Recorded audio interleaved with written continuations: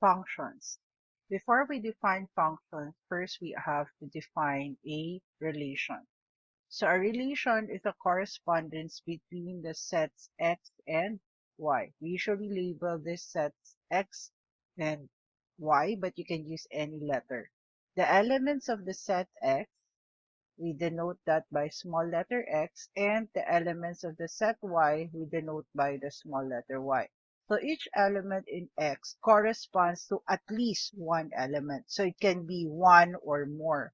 So in this particular example, A here corresponds to 1. So this is the set X, and this is the set Y. B corresponds to 2. C corresponds to 3. Okay. So this is another example of a relation wherein the elements from the set X corresponds to an at least 1. So A corresponds to 1 or 2. So these are all examples of a relation. A function is a special case of a relation. It's still a correspondence between x and y, but each element of x corresponds to exactly one element of y. So one element from x corresponds to one element of y. If you look at this one here, A corresponds to 1 and 2. So this does not satisfy our condition that one element of A corresponds to one element of Y. So therefore, this is not a function. So obviously, the first one is a function.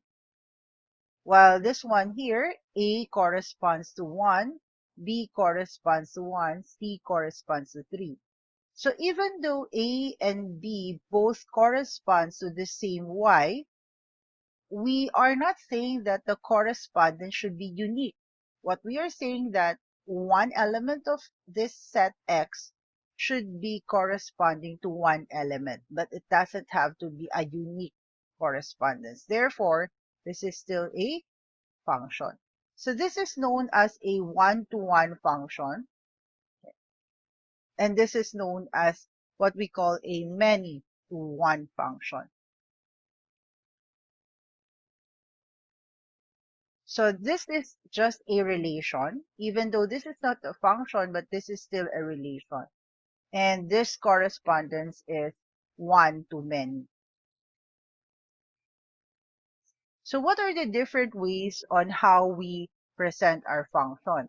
We can write our functions using table forms.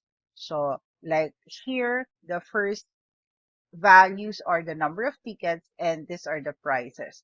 We can also write down our functions as ordered paired. So this is x and these are the elements of y, elements of x and elements of y. Now, what do you notice on the set notation that are functions and these set notations are not functions? So we are saying in our definition that each x, so that's negative 2, it only corresponds to one y. So yes, negative 2 is paired to 4. It's okay here that positive 2 is also paired to 4. Okay. So this one here, okay, if you look at the numbers here, they always appear once. No. So these are examples of functions. If you look at these examples here, these are not functions. 1 corresponds to negative 1, and then you can see again 1 correspond to positive 1. So there's one element in X, and it corresponds to 2 elements in Y. Same here, you can see 4 repeating. So this is the second set wherein this doesn't represent a function, not a function. You can see that there's a repetition. So to make an observation here, you can observe that when it's a function, there is no same first element. No? All the elements of your X are distinct. Okay? They are different from each other. There's no repetition of the first element. While here, if it's not a function, you would see, even though there's just one repetition no, and all the rest are unique, it's automatically not a function. So we also have functions as equations. So observe, these are examples that are equations. So in other words, if I substitute here one value of x, you would get only one answer for y. Let's try it out here. When x is 1, okay, so there's only one value for y. That's 1 minus 1, 0, negative 6. No? You cannot have more than you cannot have another answer for y. So similarly here, all of this is true. When I assign one value of x, I get one value of y. These are not functions, okay? So that means when I assign one value of x, for example, when x is 0, you'd have y squared is equals to 17. Means y is equals to positive negative square root of 17. So look, there's only one value of x, but there are two values of y. Hence, this is not a function. Okay, this is also not a function, and this is not a function. So if you observe, for equation, no, for an equation to be a function, you would look at the exponent of y, and if they are odd exponents, they are functions. But if the exponents of y are even, okay, then it's not a function. So that's your clue. We can also represent functions as graph. Okay, so these are examples of functions. Okay, this red line is what you call the vertical line test. If you draw a vertical line and it intersects the graph at most one point, then the graph is a function. So look, wherever I draw the red line, let me add, if I draw more of that, it will always intersect at one point. Same here, no matter where I place my vertical line, it will always intersect the graph at one point. These are graph that does not represent a function, no? If you draw vertical line, it would intersect, okay? You can only find, no? Because some of you might tell me, Miss, if I draw a graph here, okay, it intersects at one point. But you can find other parts of the graph wherein the intersection is more than one. So you can only find one of that line, then it's no longer a function. Okay. More examples. Vertical line test. Okay. Anywhere. Okay. So it satisfies the vertical line test. While here, you can find parts wherein there are more than one intersection. So you can use this to practice, okay, to identify whether it's function or not a function. Then next we have our function notation. So how do we write our functions? So we use the letters of the alphabet to denote our function. We just want to use F for function. That's the usual letter that we use, F, G, and H. Now, those are the common ones. But you can use any letter to denote a function. If you want A, B, C, it's okay. We don't usually use X because we use X as the elements, no, and Y. So it's usually F, G, H, or A, B, C. So this function notation means you have your set x is mapped to set y. Okay. So this is one way to express your function, or you can also express that in ordered pair.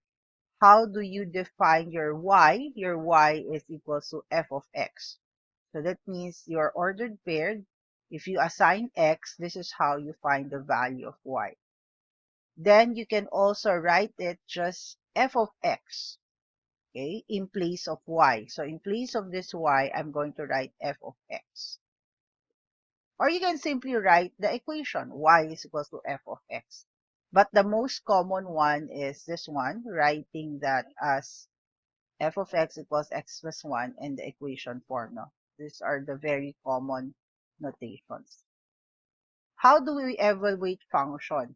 When we say we evaluate function, we are substituting for the value of x. So we're replacing x in our function. So this is our given function. When we want to evaluate f of negative 1, that means instead of x, we are substituting x with negative 1. So please be careful. Uh, you have your x to be -1, no? So the negative would still be here. This is the value of your x. So I'm just changing my x to -1. So then you can just further simplify. 2 times 1, negative becomes +1. So this is 3. Okay. How about this one? This means you're going to change your x to a. So I'm going to change all my x to a. 2a squared minus a. Okay. So the third one, we're going to, instead of x, we're going to change all your x's to x minus 1. So that's how you evaluate your function f at x minus 1. And minus, again, we change our x to x minus 1. Okay. We're going to expand this. Okay. Please be careful. I have a note here that this is not equal to x squared minus 1. No? So if you're going to expand your two terms, your binomial, it should become a trinomial. So be careful. Okay, so then distribute the negative. That's negative plus 1.